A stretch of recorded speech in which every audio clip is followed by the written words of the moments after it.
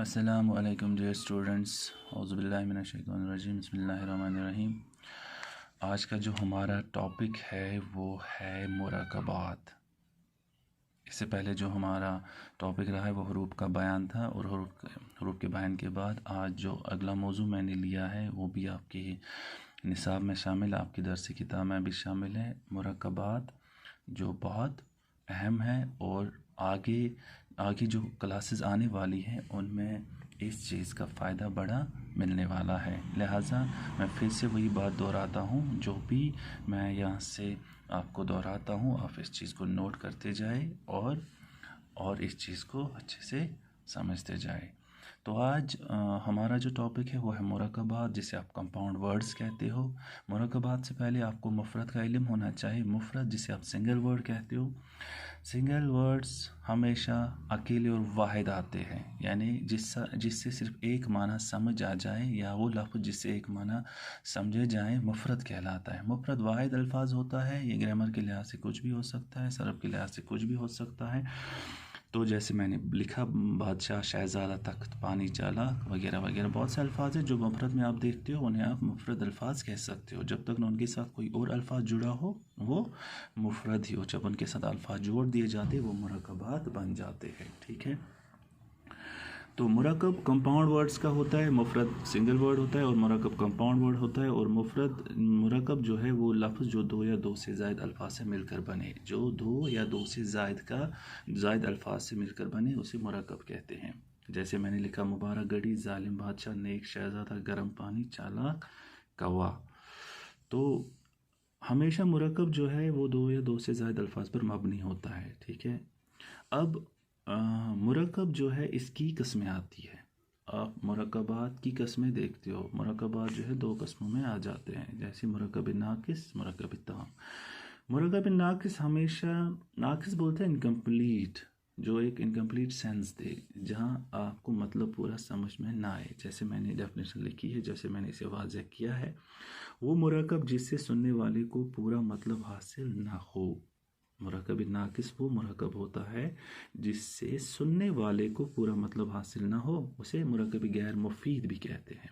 यानी जो सुनने वाले को हमेशा शक व शुबा में रखे और वो मज़ीद सुनने का मुतमन्नी रहता है और उसे उसका मतलब पूरा समझ में ना आए, उसे मुराकब नाकिस कहते हैं। जैसे मैंने लिखा, जालिम बादशाह, गर्म पानी, रात और दिन। जालिम बादशाह क्यों जालिम? इसमें जब तक न मज़ीद अल्फाज जोड़कर इस जुमले को मुकम्मल बना जाए तो ये सुनने वाले को यानी पूरा मतलब वाज़ेह नहीं करता है। इसे मुराकब नाकिस कहते हैं, जो सुनने वाले को पूरा मतलब, जिसमें सुनने वाले को पूरा मतलब हासिल ना हो। ठीक है, उसे मुराकब नाकिस कहते हैं। अब मुराकब ताम जो है, मुराकब ताम हमेशा जो सुनने वाले को पूरा मतलब समझ में आए, जिसमें सुनने वाले को पूरा मतलब समझ आए, उसे मुराकब मुफीद भी कहते हैं। मुराकब ताम में जो सुनने वाला, पढ़ने वाला होता है, उसे वो जुमला जो है पूरी तरह से समझ आ जाता है और उसे उसका मतलब भी वाज़ेह हो जाता है। जैसे मैंने उन्हीं मुराकब नाकिस के कुछ अल्फाज ऐड किए हैं। जालिम बादशाह जुल्म की वजह से मशहूर है। गर्म पानी हाथ पर फैल गया, या आप कुछ भी अपने तरीके से ऐड कर सकते हो। मुराकब ताम में मज़ीद अल्फाज को जोड़कर माना और जुमला मुकम्मल किया जाता है। ठीक है, यानी मज़ीद अल्फाज को आप जोड़ते हो, मज़ीद अल्फाज को आप ऐड करते हो और वो जुमला मुकम्मल करते हो। लेकिन जब तक वो नाकिस रहते हैं वो मतलब पूरा वाज़ेह नहीं करते हैं, लेकिन मज़ीद अल्फाज को जोड़कर आप उसी मुराकब नाकिस को मुराकब ताम में तब्दील करते हो और उसे एक मुकम्मल जुमला बनाते हो। तो आज जो हमें पढ़ना है वो है मुराकबात और मुराकब नाकिस की किस्में। ठीक है, असल में मुराकब नाकिस की किस्में हैं। तो मुराकब नाकिस की कुछ किस्में मैंने डिटेल में लिखी है। तो उनमें से पहली किस्म जो है वो है मुराकब जारी। और ये जो किस्में मैंने यहाँ पे मेंशन की है, ये आपको तरकीब नाहवी में कारआमद साबित होती है, वहाँ पे आ जाती है और तब जाके आपको बड़ी आसानी होती है इस चीज़ को समझने की और ये चीज़ें ज़ाहिर करने की। तो सबसे पहले मैंने लिखा है मुराकब जारी। ये वो मुराकब है जिसमें बात नामुकम्मल होने के साथ साथ अभी जारी हो। यानी जो भी मुराकब जारी में आ जाते हैं उसमें जो बात होती है वो तो नामुकम्मल होती है, और साथ साथ उसमें अभी भी कुछ मज़ीद अल्फाज जोड़ने की ज़रूरत होती है। यानी वो बात अभी भी जारी होती है, यानी मज़ीद अल्फाज जब तक उससे जुड़ जाते हैं वो जुमला पूरा नहीं होता है। मुराकब जारी जो है ये हुर्फ़ी जार और इस मुराकब जारी जो है इसमें हुर्फ़ी जार और मजरूर मिलकर ये मुराकब जारी बनाते हैं।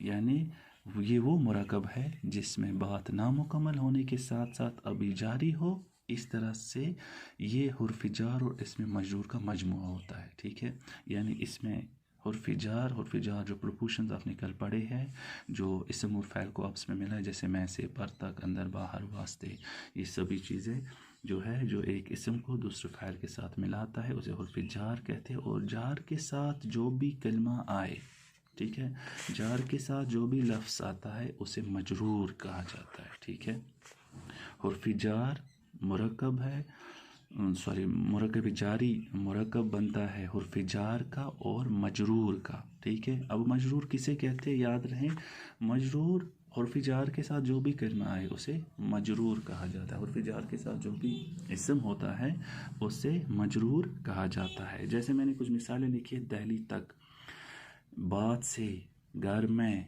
छत पर। दहली जो है मजरूर है, तक हुर्फ़ी जार है, जैसे मैंने बोला जो इसम और फ़ैल को उसमें मिलाए। दहली तक, जब इसके साथ और मज़ीद अल्फाज जोड़ देंगे तब इसका ये जुमला बन जाएगा।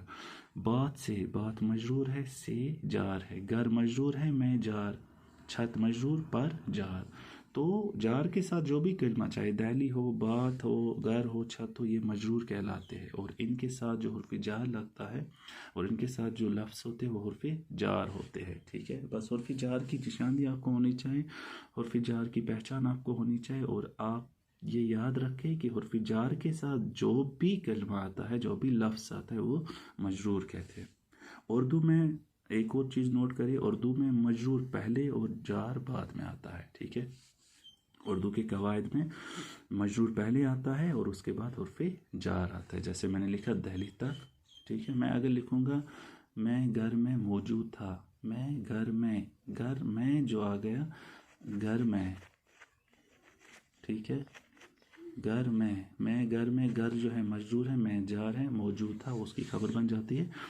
तो इस तरह से आप याद रखें कि उर्दू में मजरूर पहले और जार बाद में आता है। ठीक है, फिर से मैंने बोला कि मुरक्कब जारी हुर्फ़ी जार और मजरूर से मिलकर बनता है।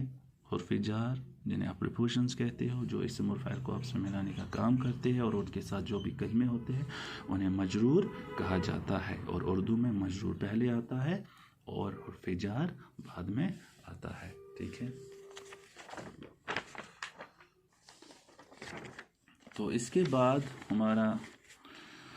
हमारी अगली किस्म जो है मुरक्कब नाक़िस की, वो है मुरक्कब इज़ाफ़ी। ठीक है, मुरक्कब इज़ाफ़ी आपको मैंने कल बताया कि मैंने आपको हुरूफ़ इज़ाफ़त भी पढ़ा है, हुरूफ़ इज़ाफ़त से ही निकला है। तो मुरक्कब इज़ाफ़ी वो मुरक्कब है जो मुज़ाफ़ इलैह और मुज़ाफ़ और हुरूफ़ इज़ाफ़त से मिलकर बने। ठीक है, मुरक्कब इज़ाफ़ी वो मुरक्कब है जो मुज़ाफ़ इलैह, मुज़ाफ़ और हुर्फ़ इज़ाफ़त से मिलकर बने, यानी ये 3 लफ्ज़ों का मुरक्कब होता है। ठीक है, अब इज़ाफ़ी किसे कहते हैं, आपको पता है 2 इस्मों में ताल्लुक़ पैदा करना इज़ाफ़त है। जैसे मैंने कल बोला आपको, हुर्फ़ इज़ाफ़त जो होते हैं वो 2 इस्मों में एक ताल्लुक़, एक निस्बत को पैदा करते हैं। आप निस्बत भी लिख सकते हो। हुर्फ़ इज़ाफ़त 2 इस्मों में ताल्लुक़ और निस्बत को पैदा करता है।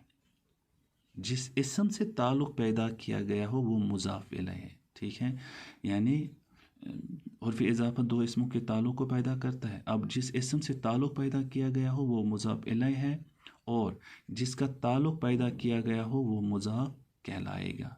ठीक है, यानी आप ऐसे समझ सकते हो, यानी मुरक्कब इज़ाफ़ी में एक इस्म को दूसरे इस्म से निस्बत या ताल्लुक़ ज़ाहिर किया जाए, यानी मुरक्कब इज़ाफ़ी में एक इस्म को दूसरे इस्म से निस्बत या ताल्लुक़ ज़ाहिर किया जाए, उसे मुरकब इजाफ़ी कहते हैं। मैंने एक मिसाल लिखी है जाहिद की किताब, ठीक है। अब जाहिद जो है, जाहिद की किताब आपको पता होना चाहिए हुर्फ इजाफ़त 9 है। मैंने कल भी आपको बताया है हुर्फ इजाफ़त 9 है, का, के, की, रा, रे, री, ना, ने, नी। तो हुर्फ इजाफ़त के साथ जो पहला आ जाता है वो मुज़ाफ़ इलैह होता है, और हुर्फ इजाफ़त के जो बाद का कलमा होता है या लफ्ज़ होता है या इसम होता है तो उसे मुज़ाफ़ कहते हैं। अब देखो, जिसको नस्बत दी जाए उसे मुज़ाफ़ कहते हैं, ठीक है। ये जिस इसम की नस्बत दी जाए उसे मुज़ाफ़ कहते हैं, और जिसकी तरफ नस्बत दी जाए, ठीक है, उसे मुज़ाफ़ इलैह कहते हैं। जिसको नस्बत दी जाए, अब किताब की को नस्बत दी गई है जाहिद से तो वो मुज़ाफ़ होता है, और जिसको नस्बत दी जाए, जिसकी तरफ नस्बत दी जाए वो जाहिद है, ठीक है, उसे मुज़ाफ़ इलैह कहते हैं। और जो इनकी इस नस्बत को मतलब में इजाफ़ा करे उसे हुर्फ़ इजाफ़त करे।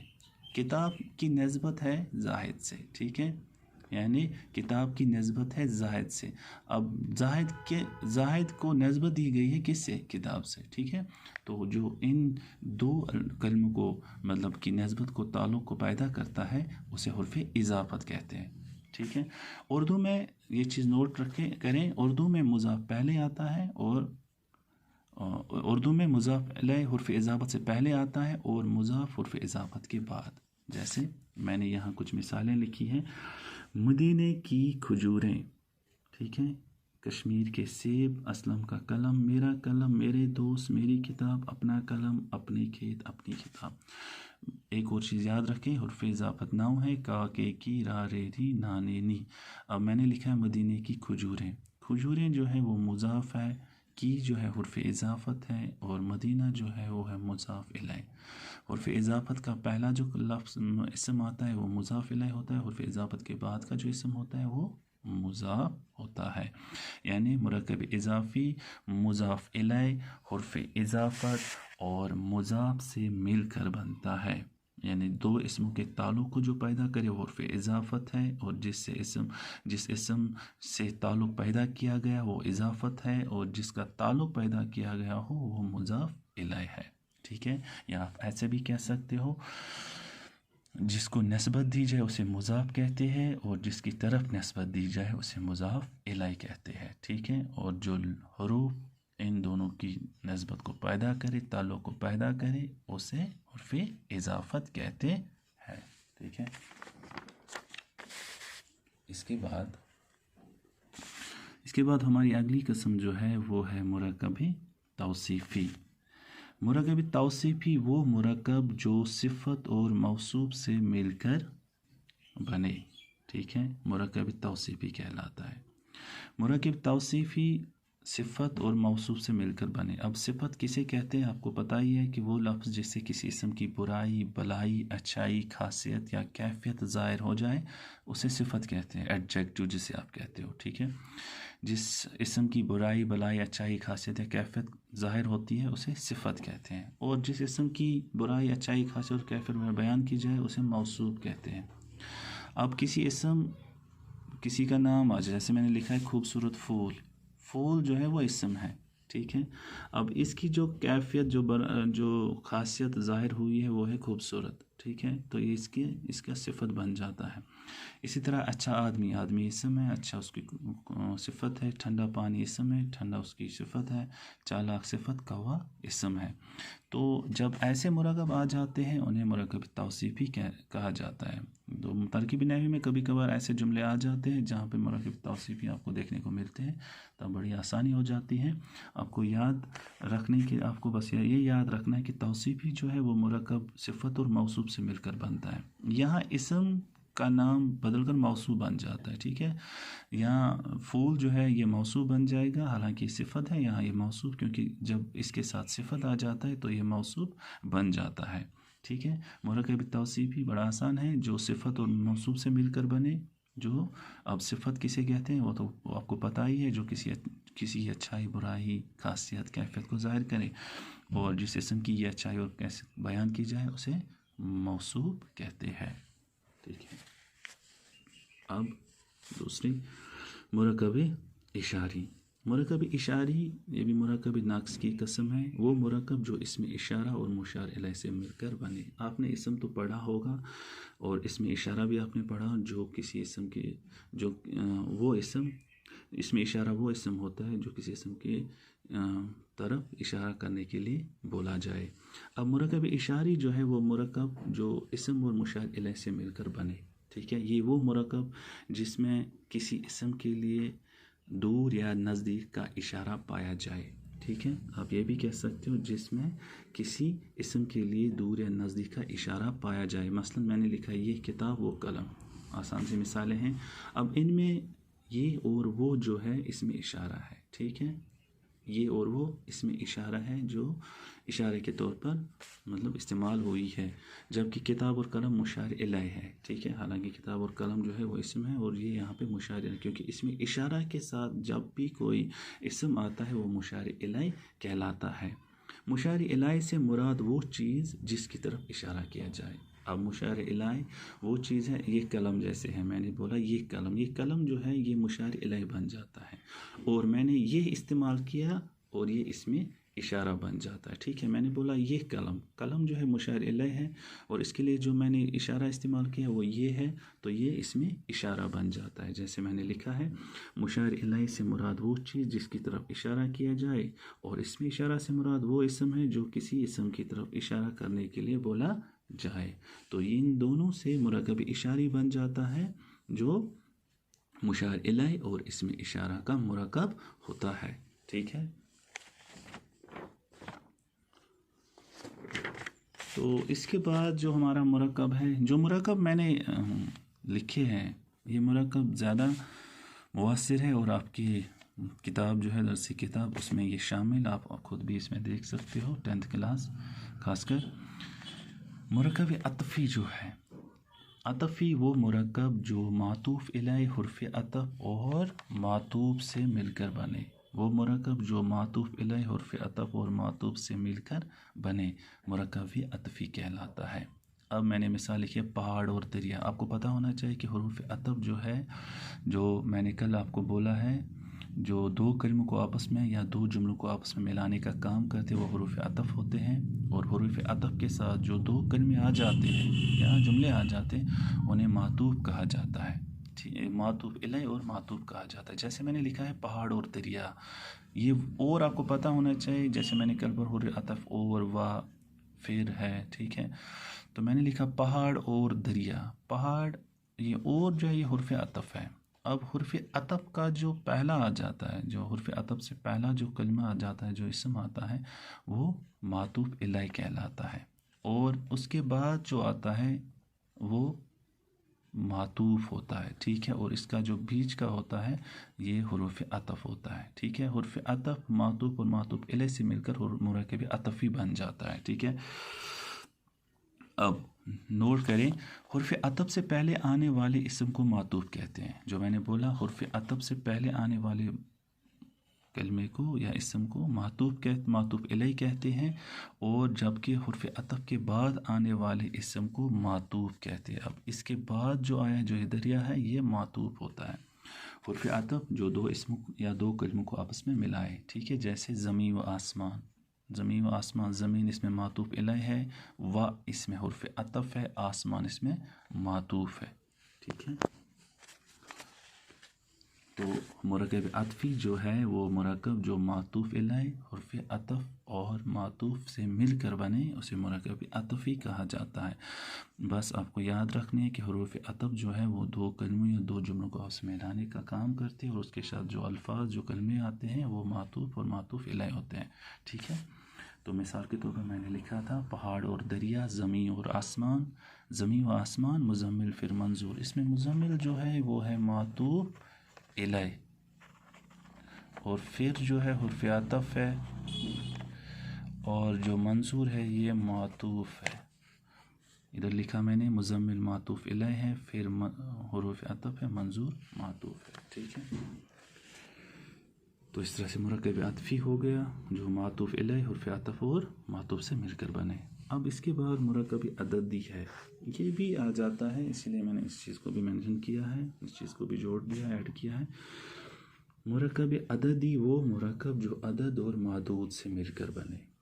ठीक है, अदद जो आप गिनती करते हो, जो आप तादाद करते रहते हो, देखते हो, उसे उसके साथ जो दूसरा इस्म आ जाता है उसे मादूद कहा जाता है। यानी वो मुरक्कब जो अदद और मादूद से मिलकर बने। अदद तो आपकी गिनती आ ही जाती है, जिसमें किसी इस्म की तादाद या गिनती को ज़ाहिर किया जाए, वो अदद होता है। ठीक है, जिसमें किसी इस्म की गिनती या अदद को ज़ाहिर किया जाए वो अदद होता है। और जिस इस्म के बारे में ये गिनती या अदद ज़ाहिर की जाए उसे मादूद कहा जाता है। जैसे मैंने बोला 11 किताबें, 11 अदद है। ठीक है, काउंटिंग जिसे आप कहते हो, 11 अदद है, किताबें मादूद, ये इस्म है लेकिन अदद के साथ ही मादूद बन जाता है। 40 जूते, 40 अदद है, जूते मादूद हैं। 2 सेब, 2 अदद है, सेब मादूद है। ठीक है, बड़ा आसान है। अदद और मादूद से मिलकर मुरक्कब अददी बन जाता है। तो मादूद उसे कहते हैं यानी जिस इस्म के बारे में वो गिनती ज़ाहिर की जाए और गिनती कितनी हो उसे अदद कहा जाता है। ठीक है, तो ये आज का हमारा टॉपिक था जो मरकबात पर मबनी था। इंशाल्लाह इसके बाद हम अब जुमलों की बात करेंगे। इंशाल्लाह अगले वीडियोस में होंगे। उसके बाद फिर हम तरकीबी नहवी पे आ जाएंगे जो आपके निसाब में शामिल है, जिसके आपको लगभग 4 मार्क्स भी आ जाते हैं। तो आज की वीडियो जितना भी मैंने इसमें ऐड किया है, आप इस चीज़ को नोट करते जाएं। इसे नोट करना लाजमी है ताकि ये चीज़ें आपको याद रहे और आगे जाके आपको आसानी हो जाए। तो आज की इस वीडियो में फ़िलहाल इतना ही। मिलते हैं अगले वीडियो में एक नए मौजू के साथ। तब तक शबा खैर, अल्लाह आपको सलामत रखे और आप आबाद रहो। आमीन। अस्सलाम वालेकुम वरहमतुल्लाहि वबरकातुहू।